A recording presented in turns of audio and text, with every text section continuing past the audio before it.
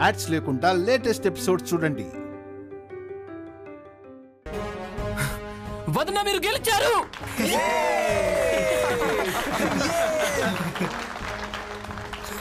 అక్క మీరు గెలిచారు.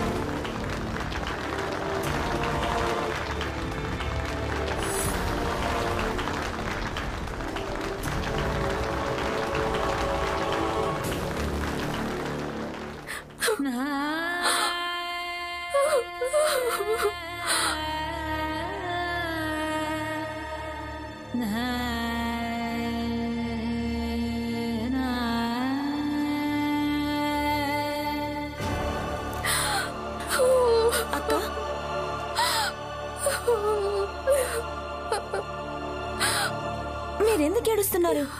మీరు బాలాబాబును ఓడించారు. ఏడవకండి. రమా, ఈ పోటీ ఫలితాన్ని నువ్వు ఆ విధంగా మాత్రం చూడకు. వదిన ఎవరిని ఓడించలేదు. నిజానికి వదిన రూపంలో స్త్రీ జాతికున్న శక్తి విజయం సాధించింది.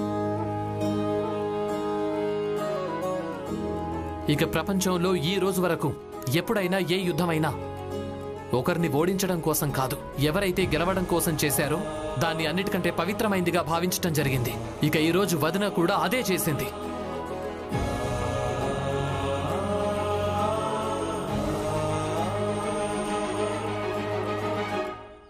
కరుణ, మా ఆడవాళ్ళందరూ నిన్ను చూసి చాలా గర్వపడుతున్నావు. ఏడవకు, నువ్వు గెలిచావు. అవును కరుణ, అవును కరుణ, మేము నిన్ను చూసి గర్వపడుతున్నాం. చూసావా అక్క, ఇక్కడున్న ఆడవాళ్ళందరూ మిమ్మల్ని చూసి గర్వపడుతున్నారు.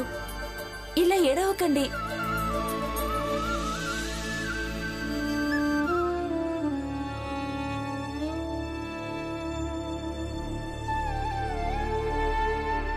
రమా, కానీ ఆయన ఎక్కడికి వెళ్ళాడు? ఆయన ఎక్కడికి వెళ్ళాడు రమా?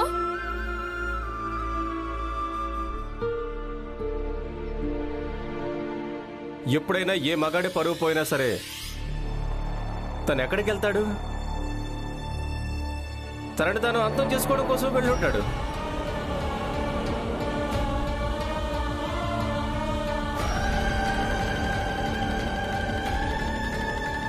లేదు అక్క, చూడు, ఏం కాదు, ఏం జరగదక్క. లేదు లేదు, ఆయనకేం కావడానికి వీల్లేదు. ఆయనకేం కాకూడదు. అలా జరగకూడదు. నేను ఆయన లేకుండా ఎలా బతకగలను? అక్క అక్క ప్రశాంతంగా ఉండండి అక్క. అలా జరగకూడదు. వదినా,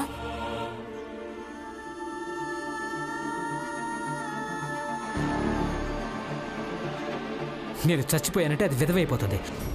అప్పుడు దానికి బుద్ధి వస్తుంది. తర్వాత జీవితం అంతా పండగ చేసుకోమను, విధవ చీర కట్టుకొని.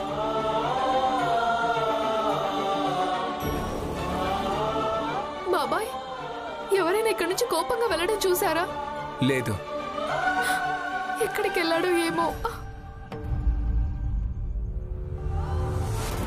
ఇదిగోండి, ఇక్కడి నుంచి ఎవరైనా తెల్ల బట్టల్లో వెళ్ళడం చూసారా?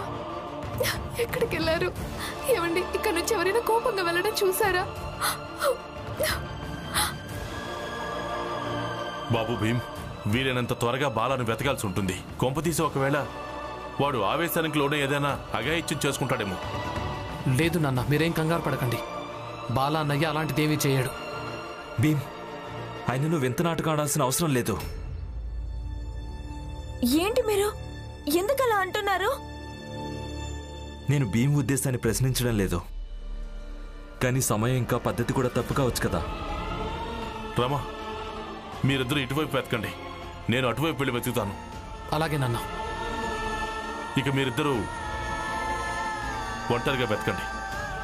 ఎలాగో ఇప్పుడు మీరిద్దరూ మా దగ్గర లేరు కదా.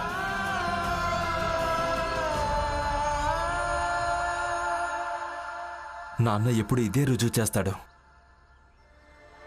ఆయన జీవితంలో మనకు ఎలాంటి ప్రాధాన్యత లేదని. కాదు కాదు, అలాంటిదేం లేదు. మామయ్య ఏం చేస్తున్నాడో అది కేవలం నేను చేసిన దానికి శిక్ష వేస్తున్నాడంతే. గిర్మెంట్ కూలీగా మారి నేను వెళ్ళాలనుకున్నాను కదా, నేను ఆయనకు ప్రాధాన్యత ఇవ్వలేదు నా జీవితంలో. కానీ లక్ష్మి, అది ఎప్పటి విషయం? ఈ విషయాన్ని పట్టుకుని నాన్న జీవితం అంతా కోపంగా ఉంటాడా? కానీ ఆ విషయం కేవలం విషయమే కాదు. మీకు గుర్తుందా, ఒకప్పుడు మనిద్దరం కూరగాయల సంతకు వెళ్తుండే వాళ్ళం. అక్కడ ఏవైనా తాజా లేదా చవకగా కూరగాయలు దొరికితే ఎంతో సంతోషంగా వచ్చి మావయ్యకి చెప్పేవాళ్ళం కదా.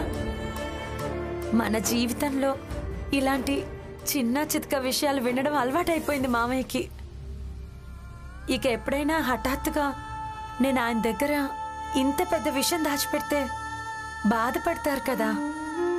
ప్రాధాన్యత తగ్గిందన్న బాధ ఉంటుంది. ఇక అది చాలా ఎక్కువ ఉంటుంది. ఇది ఎలాంటి దుఃఖం అంటే దాన్ని ఎవరితోనూ పంచుకోలేరు కూడా. అందుకే మావయ్యని అర్థం చేసుకోండి. కానీ మనం ముందు బాలబావని వెతకడానికి వెళ్దాం. ఇటువైపు వెళ్దాం.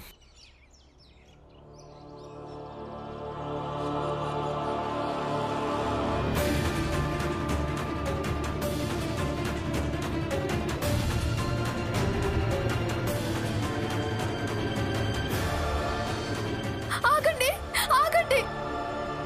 నువ్వక్కడే ఆగు. మీరు నన్ను క్షమించండి. అక్కడ ఇంట్లో వాళ్ళందరి ముందు నా పరువు తీసేసి ఇక్కడ ఒంటరిగా నాకు క్షమాపణ చెప్పడానికి వచ్చావా? మీరు కావాలంటే నన్ను శిక్షించండి. నేను నీకే శిక్ష వేయాలి. నీకు భర్త అయినందుకు నువ్వే నాకు శిక్ష వేశావు.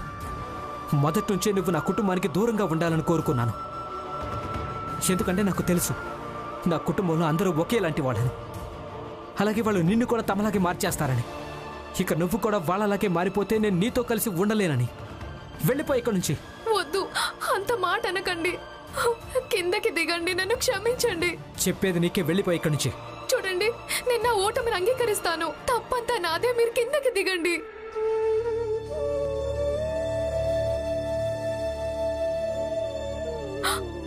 మీరు నన్ను క్షమించండి. చాలా ఎక్కువైంది. ఇక ఈ నాటకాలు ఆపేయ్. ఇంతకు మించి ఇంకొక మాట కూడా మాట్లాడకు.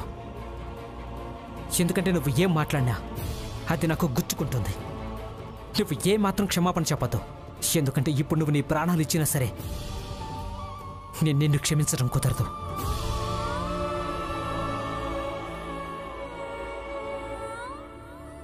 కానీ దానివల్ల ఇదైతే రుజువు అవుతుంది కదా, నేను మీకు మనస్ఫూర్తిగా క్షమాపణ చెప్పానని. ఏమైంది వదినా? బాలాన్ని వెతకడానికి మీరు వెళ్ళలేదే? అవును కదా, మీకొక సమస్య ఉంది కదా. అలా మీరు పరిగెత్తుకుంటూ బాలాన్ని వెతకడానికి వెళ్ళలేరు కదా. అన్నట్టు మీరు ఇంకా నేను ఒకేలాంటి వాళ్ళం. మీరు బాలాని వెతకడానికి వెళ్ళలేరు, ఇక నాకు వెతకడమే ఇష్టం లేదు. అవును జీజాబాయ్, మనిద్దరం ఒకేలాంటి వాళ్ళం. కానీ తేడా కేవలం ఒక్కటే. నేను కాళ్ల పరంగా నిస్సహాయరాల్ని, కానీ నువ్వు మనసు, మెదడు ఇంకా ఆత్మపరంగా నిస్సహాయరాలివి. అవును, ఇక ఇక్కడున్న వాళ్ళంతా కూడా ఈ కుటుంబ నాటకాల వల్ల నిస్సహాయాలు. పూర్తిగా నిజమే. ప్రతి 15 రోజులకు ఒకసారి ఎవరో ఒకరి ఇంట్లోంచి బయటికి వెళ్ళిపోతారు. తర్వాత కుటుంబంలో వాళ్ళందరూ వాళ్ళని వెతకడానికి వెళ్తారు. ఇక్కడ కేవలం ఇదే జరుగుతోంది. ఇక మిగిలిన మేమందరం ఎదురు చూస్తూ ఉంటాం. కానీ మీరందరూ ఎదురు చూసిన తర్వాత కూడా అటువంటిది ఏమీ జరగదు. చూడండి, మీ అందరి మనసుల్లో ఉన్నట్టుగా. అలాగే ఈ రోజు కూడా ఎదురు చూడండి, ఎలాంటి అశుభం జరగదు. అయ్యో దలియా అమ్మా, కానీ ఈసారి కథ వేరే. ఇక ఈ కథలో పాత్రధారి బాల. ఇక బాల ఉన్నాడంటే ఏదో ఒకటి చేసే తీరుతాడు. మీరు ప్రాణాలు తీసుకోవడం ఎందుకు, నేనే ప్రాణాలు తీసుకుంటాను. అప్పుడు రుజువు అవుతుంది కదా మీరే గెలిచారని. ఎందుకంటే ఇలా బలవంతంగా ప్రాణాలిచ్చే ప్రతి వ్యక్తి ఓడిపోయాడు అనిపించుకుంటాడు.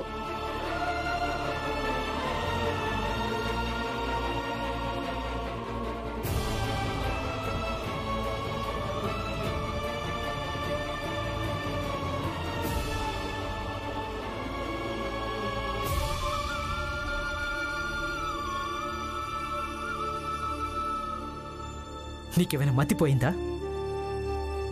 నువ్వు ఎందుకు అర్థం చేసుకోవడం లేదు నా జీవితంలో నీకెంత ప్రాధాన్యత ఉందో? నేను నిన్ను ప్రేమిస్తున్నాను. నువ్వు లేకపోతే నేను లేనట్టే. పద ఇక్కడి నుంచి.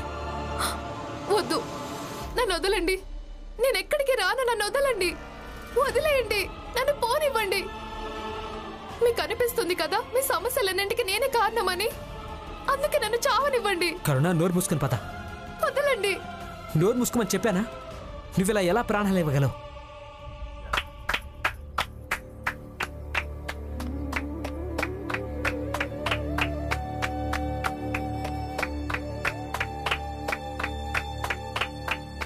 బాగుంది బాలా అన్నయ్య. నిజం చెప్పాలంటే ఈ విషయంలో నాకెప్పుడు అనుమానం లేనే లేదు. మీరు వదినను ప్రేమిస్తున్నారా లేదా అని. మీరు వదినను ప్రాణంగా ప్రేమిస్తున్నారని నాకు బాగా తెలుసు. అలాగే ఆవిడ లేకుండా బతకలేరు అని. సరే అయితే వదిను నాతో పాటు వెళ్ళనివ్వు. చూడండి బాలాబావా, ప్రేమించడానికి గౌరవించడానికి తేడా ఉంది. మీరు అక్కను ప్రేమిస్తున్నారు కానీ గౌరవించడం లేదు. బాలా, ఇంతకు ముందు ఎన్నిసార్లు నువ్వు నీ భార్యను అందరి ముందు అవమానపరుచుంటావో. అయినా తను నిన్ను వదిలేసి ఎప్పుడూ ప్రాణాలు తీసుకోవడానికి వెళ్ళలేదు. కానీ ఈరోజు నువ్వు కేవలం ఒక ఆటలో ఓడిపోయావంతే. దానికే ప్రాణాలు తీసుకోవాలా? అవునన్నయ్య, భార్యాభర్తల సంబంధం కుస్తీలో పోరాటం చేసే వస్తాదుల్లాగా ఉండకూడదు. ఒకరి మీద మరొకరు తమ తమ శక్తిని ప్రయోగించడానికి, తమ శక్తిని ఒకరినొకరికి వ్యతిరేకంగా కాదు, నిజానికి ఒకరికొకరికి సహాయకుల్లాగా మారి ఉపయోగించడం మంచిది. అప్పుడు వైవాహిక జీవితం సులభంగా ఉంటుంది. అక్కడ బస్తీలో అందరి ముందు నన్ను ఎంతలా అవమానించి ఇక్కడ ఉపన్యాసం ఇస్తున్నావా? ఉపన్యాసం ఇవ్వటం లేదన్నయ్యా. అయినా కూడా అన్నదమ్ములు, వదిన మరుదుల మధ్య అవమానాలేంటి? మన కుటుంబ సభ్యుల మధ్య అవమానాలేంటి? అంతేకాదు, పందెంలో అన్నీ సమంజసమే. అందుకే మనం ఇంటికే వెళదాం, అన్నీ పరిష్కరించుకుందాం. బాలాన్నయ్య, ఇంటికి పదండి. చూడండి, మీరు రాలేదనుకో నేను మిమ్మల్ని ఇక్కడి నుంచి ఎత్తుకుని తీసుకెళ్తాను. ఆనంద్. అవునన్నయ్య, పదండి. మీరొచ్చి తీరాలి. పదండి, రండి. ఇంటికి పదండి. నన్ను వదిలిపెట్టండి. అన్నయ్య, పదండి. వదిలిపెట్టండి. వదలండి. బాలాన్నయ్య, పదండి.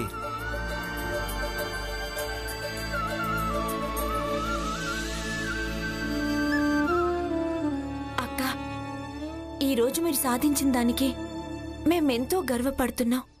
గర్వపడ్డమా? కాదురమ్మా, గర్వపడుతున్నాం. చూడమ్మా, నిజానికి ప్రపంచంలో అన్నిటికంటే సుదీర్ఘమైన పోరాటం తమ గుర్తింపు కోసమే జరుగుతుంది, తమ గౌరవం కోసం జరుగుతుంది. ఇక దీనికి చాలా ధైర్యంతో పోరాడాల్సి ఉంటుంది. ఇక నువ్వు అలాగే పోరాడాలి. పద.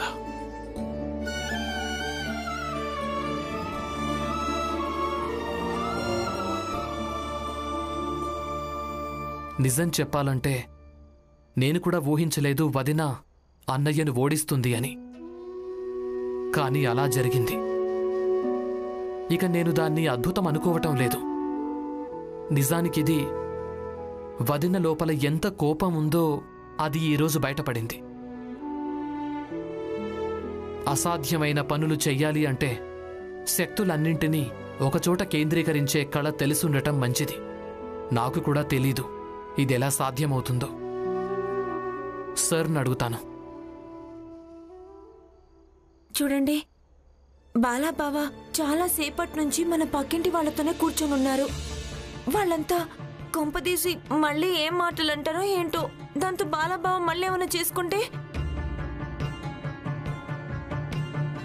అలాంటివేం చెప్పలేరు. ఎందుకంటే బాలా అన్నయ్య కావాలి. బాలాబావ కావాలా అంటే రమా బాలా అన్నయ్య సహాయం తీసుకొని ఆయన్ని ఉపయోగించుకొని వాళ్ళు మనల్ని ఇబ్బంది పెట్టడానికి ప్రయత్నాలు చేస్తూ ఉన్నారు. మనల్ని ఎట్టి పరిస్థితుల్లోనైనా ఓడించాలనుకుంటున్నారు. చూస్తుండు వాళ్ళు పదే పదే బాలా అన్నయ్యను మగాడంటూ రెచ్చగొడుతూ ఉంటారు. ఇక బాలా అన్నయ్య వదినతో చెడుగా ప్రవర్తిస్తాడు. దాంతో మనం ఇబ్బంది పడతాం. రాబోయే రోజుల్లో మనం వీటన్నింటికీ సిద్ధంగా ఉండాల్సి ఉంటుంది. బాలా, ఎన్నోసార్లు జరుగుతుంది. ఏనుగు కూడా చీమ వల్ల ఇబ్బందులు పడుతుంది, కానీ దానికి బదులుగా ఏనుగు ప్రాణాలు తీసుకోవడానికి వెళ్తుందా? అవును, చూడు బాలా, ఇది చాలా మంచి అవకాశం. ఇవాల్టి గెలుపు తర్వాత నీ భార్యకు అలాగే ఆమెకు వత్తాసు పలికి వాళ్ళందరికీ ఇదే అనిపిస్తూ ఉంటుంది. ఏముంది, ఇప్పుడు బాలా ఓడిపోయాడు కదా అని. ఇప్పుడు తన ఆత్మవిశ్వాసం ఇంకా ఆశ రెండూ చాలా పెరిగిపోయి ఉంటాయి. ఎంతో ఆత్మవిశ్వాసం ఇంకా ఆశతో నిండిన వ్యక్తిని ఓడించాలన్న సంతోషం ఎక్కువగా ఉంటుంది బాలా. అవును, అందుకే బాలా లే. అలాగే ఈ యుద్ధాన్ని గమ్యం దాకా తీసుకెళ్ళు. ఎలాంటి గమ్యం దాకా అంటే అక్కడ మన మగాడి శక్తితో పాటుగా మొత్తం సమాజంలోనే పటిష్టంగా మారాలి. ఆ తర్వాత ఏ ఆడది కూడా తాలెత్తుకోవడానికి ధైర్యం కూడా చేయలేదు.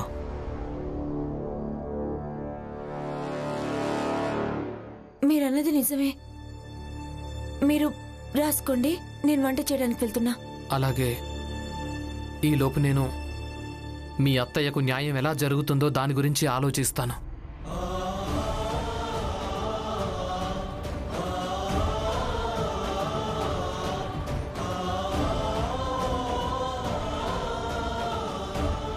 ఏంటో ఈయన ఎప్పుడూ అందరి సమస్యల గురించి ఆలోచిస్తుంటారు. ఎవరైనా ఇలా ఎలా ఉండగలరు? కానీ భీమ్రావ్ అంబేద్కర్ ఇలాగే ఉంటారు.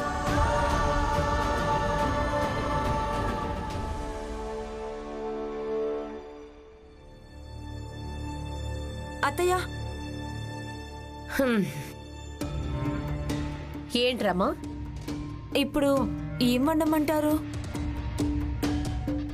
మంచి ప్రశ్న. ఇంత కొత్త ప్రశ్న రోజు నన్ను అడగవు కదా. వెళ్ళి బంగాళదుంప కూర వండుతావు కదా, అదే వండు. ఒకవేళ ఏదైనా అడగాలనుకుంటే నువ్వు వెళ్ళి నీ భర్తను అడుగు, తను నాకు రాసిచ్చిన దాని సంగతి ఏమైందోనని. వెళ్ళు. జిజాబాయ్, ఏంటది? ఎప్పుడు చూసినా నువ్వు ఒక్కటే విషయం పట్టుకుని కూర్చుంటావు. ఈ కాగితం విషయం ఎన్నిసార్లు చెప్పుకుంటూ ఉంటావు? చెప్తాను. అది తమరి భీమునాడే. తన దగ్గర అందరి సమస్యలకి పరిష్కారం ఉంటుందిగా, కానీ నాకే లేదా? ఇక నేనెప్పుడు నా విషయం తీసినా కూడా ఇంట్లో వాళ్ళందరూ దాన్ని దాటవేయాలని చూస్తూ ఉంటారు. ఎందుకు? నా మాటకు ప్రాధాన్యత అనేది లేదా? అత్తయ్య, అదేమీ లేదు. ఆయన లోపల మీ గురించి ఆలోచిస్తున్నారు. అంటే ఆలోచిస్తూనే ఉంటాడా? ఒకవేళ ఏదైనా ఆలోచించుంటే మరి నాకెవరొచ్చి చెప్తారు? ఎప్పుడు చెప్తాడు? చెప్తాను కదా.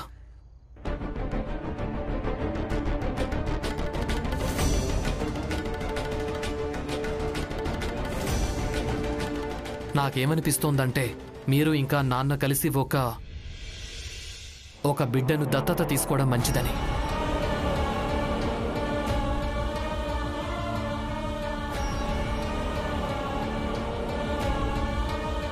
దాంతో మీకంటూ ఒక సొంత కుటుంబం ఏర్పడుతుంది. మీరు బిడ్డను దత్తత తీసుకోవడం చాలా మంచిది. ఏంటి, నీ మెదడుగా చెడిపోయిందా? పిచ్చేమైనా పట్టిందా? అలా ఎప్పటికీ జరగదు. క్షమించండి నాన్న, కానీ ఇదే సరైంది. అలాగే ఇదే జరగటం మంచిది. ఇదొక్కటే మార్గం ఉంది. దీంతో ఈవిడకు న్యాయం జరుగుతుంది. ఇక దీనికోసం నేను ఏమైనా చేయగలను.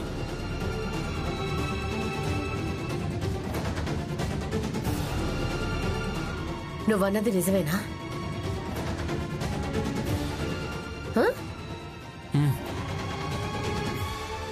బాగా ఆలోచించిన తర్వాతే నేను ఈ నిర్ణయానికి వచ్చాను.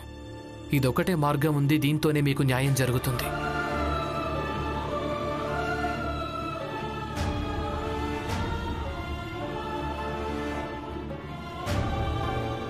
నువ్వు నాతో పద. ఎక్కడికి? రా.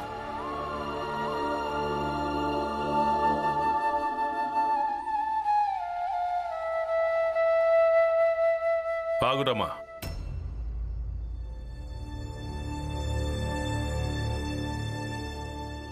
నేను నీతో కొంచెం మాట్లాడాలి.